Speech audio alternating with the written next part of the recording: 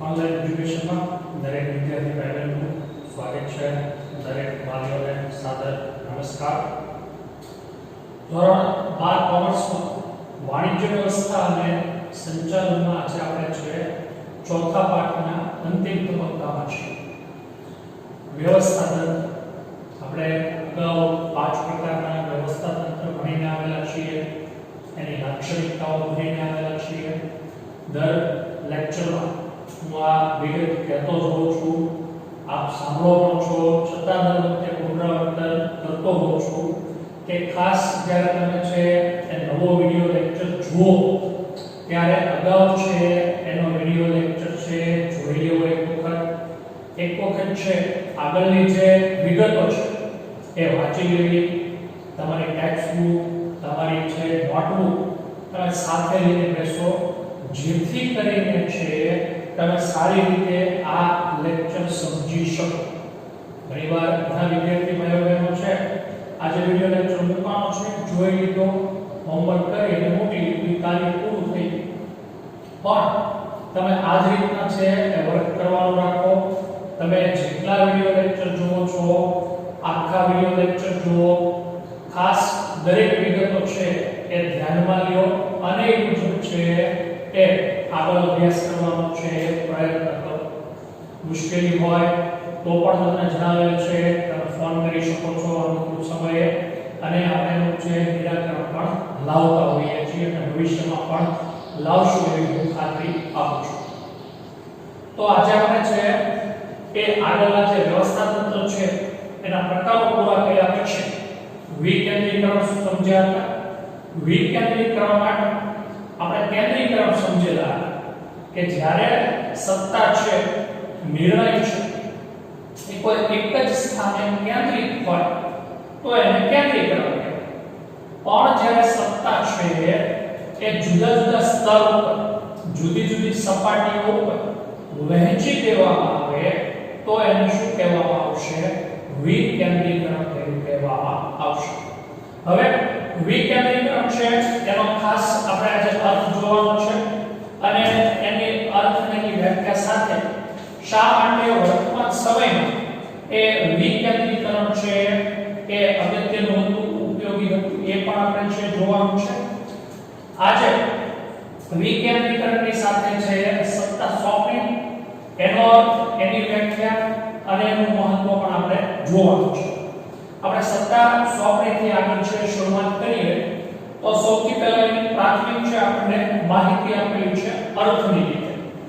કાયદાની દ્રષ્ટિએ સત્તા એટલે કાયદેસર રીતે પગલાં લેવાનો તમારા છે નીચેના જે કર્મચારીઓ છે અથવા તો નીચે કામ કરતા વ્યક્તિઓ છે તેના ઉપર અધિકાર. પરંતુ ધંધાકીય એકમમાં સંચાલનની દ્રષ્ટિએ સત્તા એટલે હુકમ આપવાનો અને તેનો અમલ કરાવવાનો અધિકાર. આ વાક્ય અંડરલાઈન કરજો. વાણિજ્યમાં એવું કહે છે કે સંચાલનની દ્રષ્ટિએ છે સત્તા એટલે હુકમો આપવાનો અધિકાર અને એ હુકમો ઉપર કામ થાય છે કે નહીં, અમલ થાય છે કે નહીં તે જોવાનો અધિકાર. એટલે આપણે કહી શકીએ સત્તાની સોંપણી. આ અલગ અલગ સ્તરે અલગ અલગ રીતે જોવા મળી શકે છે. જેમ જેમ એકમનું કદ વિસ્તરતું જાય છે તેમ તેમ સંચાલકો છે કેટલાક કાર્યો એના ઉપર જાતે દેખરેખ રાખી શકતા નથી. આવા સંજોગોમાં તે શું કરશે તો કે કામની છે અન્ય કર્મચારીઓ વચ્ચે શું કરે છે? વહેંચણી કરતા જોવા મળે છે અને વહેંચણી કરવામાં આવે એને સત્તાની સોંપણી કરી કહેવામાં આવે છે. આ કાર્યો અસરકારક રીતે પાર પાડી શકાય અને તેનો અમલ થઈ શકે તે જોવા માટેની સત્તા છે એના નીચેના છે કર્મચારીઓને આપવી પડે છે. અને આને સત્તા સોંપણી અથવા તો સત્તા આપવી એવું આપણે કહી શકીએ છીએ. એની વ્યાખ્યા આપી છે લુઈસ એલને. એની વ્યાખ્યા આપી છે કે આ એક એવી પ્રક્રિયા છે જેમાં સંચાલકો પોતાને મળે જે અધિકારો છે તેમાંથી વિધિસર રૂપે એટલે એકમના નીતિ નિયમો મુજબ છે પોતાની નીચેના જે કર્મચારીઓ છે, વ્યક્તિઓ છે એને ક્રમશઃ છે એ કામ અને કામ કરવા માટેની સત્તા આપે છે તેને સત્તા સોંપણી કરી કહેવામાં આવે છે. લુઈસ એલનની વ્યાખ્યા છે, વ્યાખ્યા આપણે અંડરલાઈન કરવાની રહેશે. ઉપરના પેરેગ્રાફમાં આપણે અંડરલાઈન કરી હતી, લુઈસ એલનમાં પણ આપણે અંડરલાઈન કરવાની રહેશે. ત્યાર પછી આપણે કીધું છે સત્તા સોંપણીનું મહત્વ કઈ દ્રષ્ટિએ છે, કઈ રીતે છે એ સત્તા સોંપણી અગત્યની છે. મહત્વ કે ફાયદા કે અથવા તો લાભ કે ત્રણેયનો અર્થ કેવો છે, એક સરખો છે, એક સમાન છે. તો વિદ્યાર્થી ભાઈઓ પહેલું કીધું છે કાર્યક્ષમ સંચાલન. જ્યારે તમારે છે કર્મચારીઓ પાસેથી કામ લેવાનું હોય છે તો એવા સંજોગોમાં તમે કામની સત્તાની શું કરો છો, વહેંચણી કરો છો. હવે કોઈ એક જ વ્યક્તિ જો છે આ બધું જ કાર્ય કરવાનો આગ્રહ રાખશે તો આવા સંજોગોમાં એ કાર્ય છે સારી રીતે નહીં થઈ શકે. તમે જુઓ તો શાળામાં છે આચાર્ય છે એ વર્ગ શિક્ષકની નિમણૂક કરે છે, સુપરવાઇઝરની નિમણૂક કરે છે, પટ્ટાવાળાની નિમણૂક કરે છે. શું કામ? એવી જ રીતના તમે જુઓ તો 1 થી 7 કે 1 થી 8 ધોરણના આચાર્ય અલગ, 9 10 ના અલગ અને 11 ના અલગ. શું કામ? તો કે ભાઈ સંચાલન કેવું થાય, કાર્યક્ષમ રીતે થાય એટલા માટે છે સત્તા કેવી કરવામાં આવે છે, વહેંચી દેવામાં આવે છે, જેથી આ બધું જ કાર્ય છે એ યોગ્ય રીતે અને સારી રીતે છે કરી શકવામાં આવે. તમે જો પ્રાથમિકમાં છે એક જ શિક્ષકો એ બધા જ વિષય ભણાવતા હોય, પણ હાઈસ્કૂલ અને છે એ હાયર સેકન્ડરીમાં આવું જોવા મળતું નથી. કામ છે એની શું કરવામાં આવે છે, વિષય છે એની શું કરવામાં આવે છે, વહેંચણી કરવામાં આવે છે, જેથી કાર્યક્ષમ રીતે છે એ સંચાલન કેવું બને તો કે શક્ય બનતું જોવા મળે. એક જ વ્યક્તિ, એક જ શિક્ષક જો આ બધું જ કામ કરવા જશે તો અશક્ય નથી. આવું જ ધંધાકીય એકમમાં છે કે ધંધાકીય એકમમાં કોઈ એક જ વ્યક્તિ બધું જ કામ કરશે ને તો આ વસ્તુ છે શક્ય બનતી જોવા મળતી નથી. બીજું છે કર્મચારીઓનો વિકાસ. જો કર્મચારી છે એને કામ સોંપેલું હોય, એને ઈ જ કરવાનું હોય તો એને આપણે કે મને કહી શકો હું કરીશ, પણ તમે એને જો કામ કરવાની સત્તા આપશો ને તો શું થશે તો કે પોતે જાતે વિચાર કરશે, પોતાનેથી ભૂલ થશે તો પોતાને જવાબ આપવો પડશે. આ એની જે છે એ જવાબદારી છે, એને લીધે છે પોતાની સત્તાને પોતે શું કરે છે, ન્યાય આપવાનો પ્રયત્ન કરે છે. તો આવા સંજોગોમાં એક ભાવિ કર્મચારી છે અને ભાવિ સંચાલક છે એનું આપણે નિર્માણ કરી શકીએ છીએ. તો બીજું હતું કર્મચારીઓનો વિકાસ. એમાં નિર્ણયો લેવા છે, વારંવાર એક જ પ્રકારના પ્રશ્નોના નિર્ણયથી આ કર્મચારીઓ છે એની નિર્ણય શક્તિમાં શું થાય છે તો કે વધારો થાય છે અને આવા સંજોગોમાં કર્મચારી છે એનો વિકાસ થઈ શકતો જોવા મળતો હોય છે. હવે એક મિત્ર છે અમારા, તો આપણે ઘણી બધી વાતચીત થતી હોય તો મેં પૂછ્યું, એક નવો જ મિત્ર છે અમારા, શિક્ષક મિત્ર છે, એને અમારા સાથી મિત્રને પૂછ્યું, મેં 15 વર્ષથી આ કામ કર્યું છે. એ કહે સાહેબ આમાં મેં જે વિડિયો લેક્ચર ત્યાં બનાવ્યું છે એમાં કોઈ સુધારો કરવાની જરૂર? તો કે મારા સાથી મિત્ર કે હા સુધારો કરવાની જરૂર છે. તો કે કેવો સુધારો, કેવી રીતે? તો કે ઈ કે તમારે સુધારતા રહે કે વર્ષો લાગશે. શું કામ? કે એના માટે છે એ શું થયું છે તો કે જેણે ભણાવેલું છે, જેણે આમાં વર્ષો આપ્યા છે એની નિર્ણય શક્તિ કેવી છે, મજબૂત છે કે ભાઈ હા આ વસ્તુ છે તો આ મુજબ કામ થઈ શકે. તો ઈ કર્મચારીઓના વિકાસ માટે છે આ સત્તા સોંપણી જરૂરી છે અને જેમ એ નિર્ણયો લેશે એમ એની નિર્ણય શક્તિમાં વધારો થાય છે. ત્રીજું કે છે અભિપ્રેરણ. અભિપ્રેરણ એટલે પ્રોત્સાહન.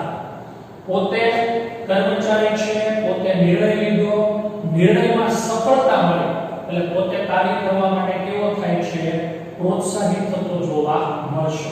અને આવું પ્રોત્સાહન છે એ કર્મચારીના પોતાના માટે અને એકમના વિકાસ માટે બંને માટે કેવું હોય છે? લાભદાયી જોવા મળતું હોય છે. તો અભિપ્રેરણ અથવા પ્રોત્સાહન.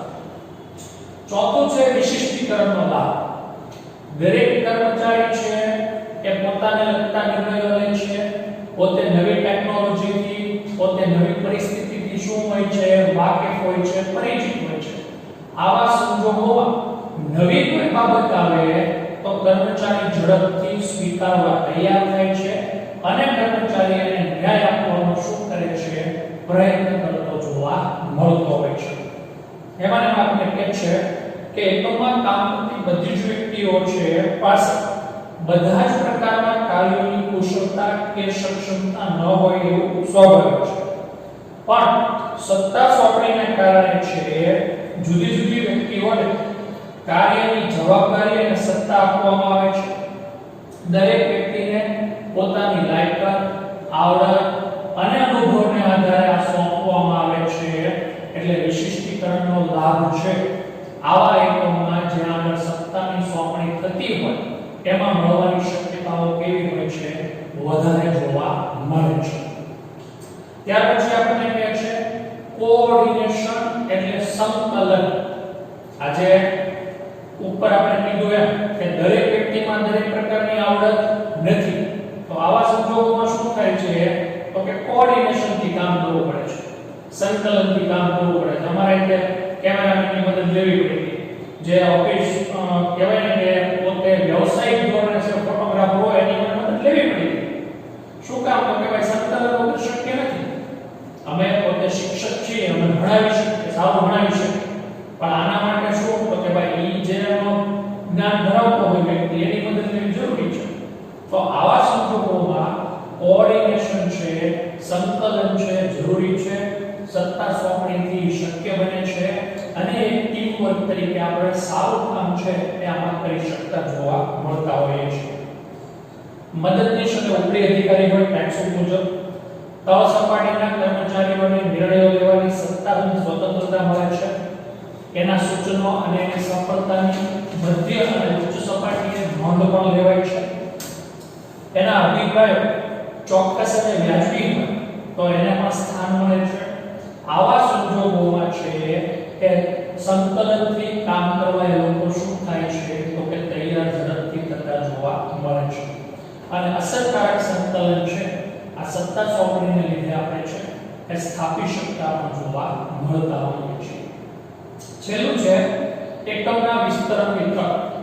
આ બધી જ વસ્તુઓના ફાયદાઓને લીધે તમારો ધંધો છે વધે છે, તમારા ધંધાની વસ્તુઓનું વેચાણ વધે છે, નફો વધે છે અને તમે એક પ્રદેશથી બીજા પ્રદેશ અને એક રાજ્યથી બીજા રાજ્ય અને એક દેશથી બીજા દેશ સુધી છે તમારા ધંધાની તક છે એનું શું કરી શકો છો? વિસ્તરણ કરી શકતા જોવા મળતા હો છો. તો આ એનું મહત્વ અથવા એના ફાયદાઓ હતા.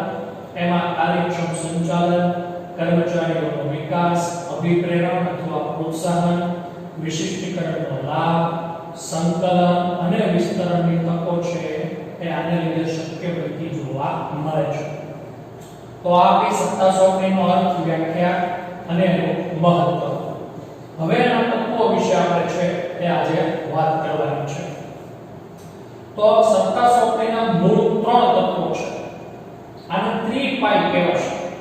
વિદ્યાર્થી ભાઈઓ તમે ટેક્સ્ટ બુકમાં છે પેજ નંબર 45 ઉપર આની આકૃતિ પણ આપેલી છે. સત્તા સોંપણીની 3 પાય, 3 પાયા છે એટલે એને શું કીધું છે? 3 પાય કીધું છે.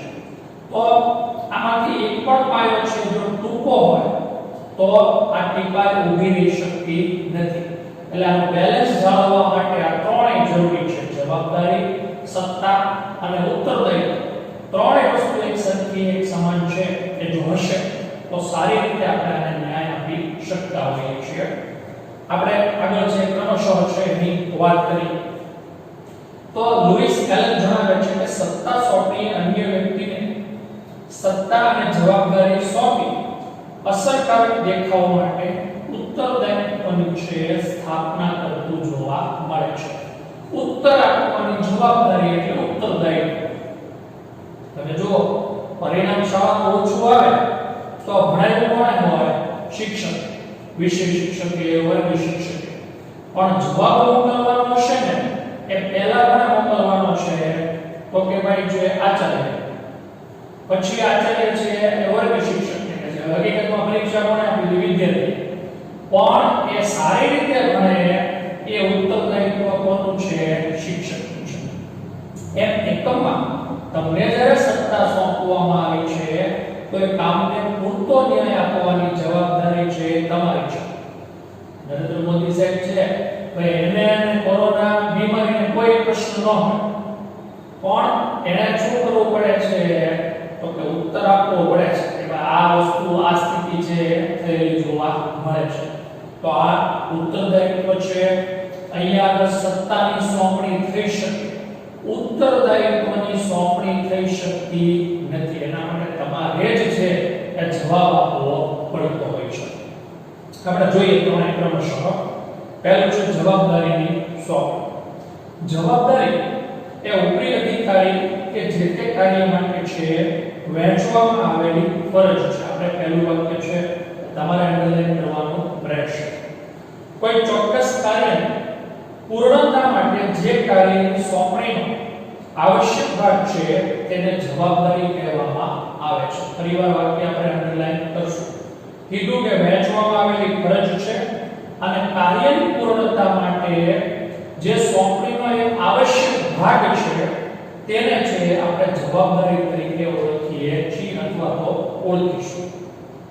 જવાબદારીને કારણ હુકમ આપનાર અને તાબેદાર જેવા સંબંધો શું થાય છે તો કે એકબીજા વચ્ચે સ્થાપિત થતા જોવા મળે છે. કારણ કે તાબેદાર હુકમ આપનારને સોંપેલા કામનું તમામ ફરજોનું પાલન કરવાનું છે. તેથી જવાબદારીનો પ્રવાહ નીચેની તરફથી ઉપરની એટલે તળ સપાટીએથી ઉચ્ચ સપાટી તરફ છે એ જતો જોવા મળે છે. તાબેદાર હંમેશા તેના ઉપરના અધિકારી છે એને જે કંઈ કામ સોંપવામાં આવ્યું છે એનું પાલન કરવાનું રહે છે અને એ વ્યક્તિ એને જવાબદાર રહેતો જોવા મળતો છે. સત્તા અને જવાબદારી બાબતે સ્પષ્ટતા જરૂરી છે જેથી ભવિષ્યમાં છે મુશ્કેલીનું સર્જન ન થાય. આગળ કહે છે સત્તા મુજબની જવાબદારી આપવાને ખ્યાલની હિમાયત છે કરવામાં આવેલી છે. જે પ્રમાણમાં જવાબદારી નિભાવવાની છે એ પ્રમાણમાં સત્તા આપવામાં આવે છે.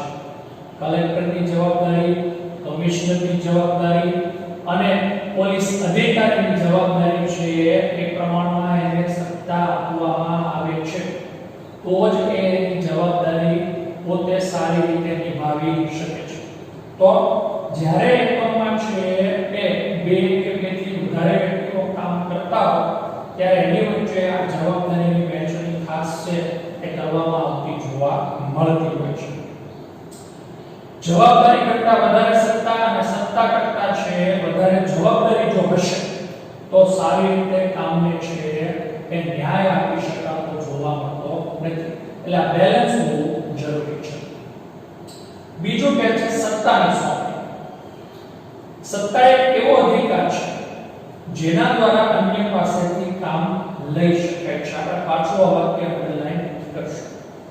સંચાલકો તરફથી મદદનીશોને જે કાર્ય છે સોંપવામાં આવ્યું હોય તે સારી રીતે પાર પાડવા માટે તેને જરૂરી સત્તા સોંપણી કરવામાં આવે છે અથવા તો આવવી જોઈએ.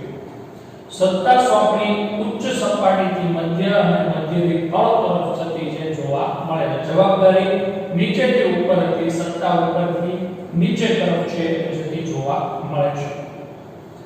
સત્તા સોંપણી છે અલગ અલગ બાબતો માટે હોઈ શકે છે. અલગ અલગ વિભાગો સત્તાની સોંપણી છે અલગ અલગ બાબતો પ્રત્યે અથવા તો અલગ અલગ બાબતો માટે થતી જોવા મળે છે.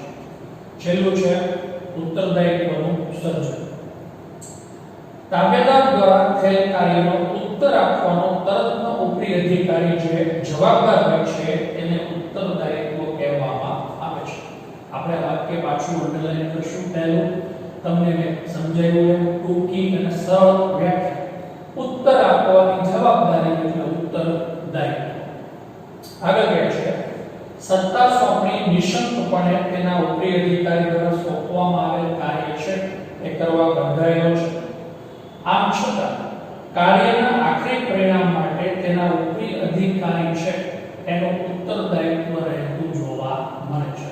મેં સાદું ઉદાહરણ આપ્યું કે શાળાનું પરિણામ 30% કરતા ઓછું આવ્યું તો આચાર્ય પછી છે વિષય શિક્ષક, વર્ગ શિક્ષક જવાબદાર.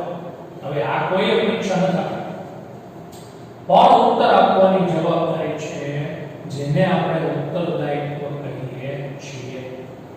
તમે જુઓ, રેલવે અકસ્માત થાય તો રેલવે મંત્રીનું રાજીનામું માંગે. હવે રેલવે મંત્રી કોઈ દિવસ છે તમે જોવો છો કે કોઈ ટ્રેન ચલાવતા હોય, પણ ઉત્તર આપવો એની શું છે?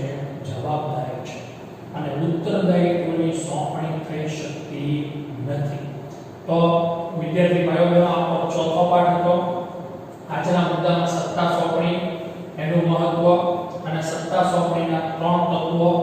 આ ત્રિપાઈ છે. આ 3 માર્કમાં 5 માર્કમાં પ્રશ્ન ખૂબ આઈએમપી છે, એટલે ખાસ વ્યવસ્થિત રીતે તૈયાર કરજો. બાજુમાં જે આપણને આકૃતિ આપી છે એ પણ ખાસ છે, એ તમારે તૈયાર કરવાની રહેશે. ઘણા વિદ્યાર્થી ભાઈ બહેનનો પ્રશ્ન હતો કે વ્યવસ્થા તંત્રની પ્રક્રિયાના તબક્કા સહિત મુદ્દો છે એ ફરી વખત અથવા તો કદાચ ન આવ્યો હોય કે ન જોયો હોય તો અમને સમજાવજો. તો આપણે વ્યવસ્થા તંત્રની પ્રક્રિયાના તબક્કાઓ છે એ ચોથા પાઠમાં છે, આપણે એકવાર છે જોઈ લઈએ છીએ અને સમજી લઈએ છીએ. તો વ્યવસ્થા તંત્ર છે એની વિધિ કે અથવા તબક્કા કે એ આ મુજબ આપના રહેશે. જેમાં પહેલું છે હેતુઓની સ્પષ્ટતા. તમે જ્યારે વ્યવસ્થા તંત્રની સ્થાપના કરો છો ત્યારે તમારો હેતુ સ્પષ્ટ હોવો જોઈએ કે તમારે શું કામ કરવું છે, કેવું કામ કરવું છે અને કેવી રીતે કરાવવું છે. હેતુઓ સ્પષ્ટ હશે તો તમે તમારી નીચેના કર્મચારીઓ પાસેથી કામ સારી રીતે લઈ શકો છો. એક સારા વ્યવસ્થા તંત્રની સ્થાપના કરી શકો છો. બીજું જે હેતુઓ છે એને માટેના જે કાર્યો છે, દાખલા તરીકે ઘરે લગ્ન પ્રસંગ છે તો લગ્ન પ્રસંગના આપણે કાર્યો છે એ શું કરીએ છીએ? એની યાદી કરીએ છીએ કે ભાઈ જ્વેલરી લાવવાની છે, રસોઈઓ છે, મંડપ સર્વિસ છે, એ કામ બધાને શું કરીએ છીએ? સોંપીએ છીએ. તો એમ હેતુઓ પછી તમારા વ્યવસ્થા તંત્રના કાર્યો નક્કી કરવાના છે અને કાર્યની એક યાદી તમારી પાસે છે, તમારે તૈયાર કરવાની છે. હવે કાર્યોનું વિભાગીકરણ કરવાનું છે. આપણે કીધું એમ ખરીદ વિભાગ, વેચાણ વિભાગ, નાણાકીય વિભાગ, વહીવટી વિભાગ, કે જેથી કરીને આ વ્યવસ્થા તંત્ર છે એના કર્મચારીઓની નિમણૂક થઈ શકે અને એના કામને ન્યાય આપી શકે. ચોથું છે હોદ્દો અને લાયકાત. જે કાર્ય માટે છે જે વ્યક્તિની નિમણૂક કરવાની છે એનો હોદ્દો કયો રહેશે અને હોદ્દા માટેની એની મિનિમમ લાયકાત શું હોવી જોઈએ? બે શિક્ષક છે તો કે M.Com BEd હોવો જોઈએ, MA BEd હોવો જોઈએ, BSc MSc BEd હોવો જોઈએ. તો એનો હોદ્દો અને એની લાયકાત. હોદ્દા અને લાયકાત પ્રમાણે એની સત્તા અને ફરજ કઈ રહેશે સ્પષ્ટ કરવાનું છે કે જેથી કરીને છે કોણ ઉપરી, કોણ તળ સપાટીએ અથવા તો કોણ છે એ નિમ્ન સપાટીએ કાર્ય કરશે સ્પષ્ટ કરશે. આંતર સંબંધો કેવા રહેશે? ઉપરી અધિકારી અને તળ અધિકારી અથવા તો તળ સપાટીએ કામ કરતો વ્યક્તિ અધિકારી તો આપણે ન કહી શકીએ. તો એના આધારે આંતર માળખું છે તે સ્પષ્ટ થતું હોય છે. અને વ્યવસ્થા તંત્રનો નકશો, તમે જિલ્લા પંચાયતની ઓફિસે જાઓ તો ત્યાં નીચે જ છે ગ્રાઉન્ડ ફ્લોર ઉપર આખો નકશો મૂકેલો છે કે ભાઈ કયા ફ્લોર ઉપર કઈ ઓફિસ આવેલી છે. તો એમ વ્યવસ્થા તંત્રનો એક ચોક્કસ સ્પષ્ટ નકશો હોવો જોઈએ. કયો વિભાગ ક્યાં આવેલો છે? પ્રાથમિક વિભાગ આપણે કેમ શાળામાં હોય, પ્રાથમિક વિભાગ ક્યાં છે, માધ્યમિક ક્યાં છે, ઉચ્ચતર માધ્યમિક ક્યાં છે, અંગ્રેજી માધ્યમ, ગુજરાતી માધ્યમ. તો એવો વ્યવસ્થા તંત્રનો માળખો નકશો પણ છે, માળખું તૈયાર કરી અને તમારે છે એકમમાં લગાડેલો હોવો જોઈએ. તો આ પાઠ આપણો ચોથો છે, અહીંયા આપણે પૂરો કરીએ છીએ. તમારે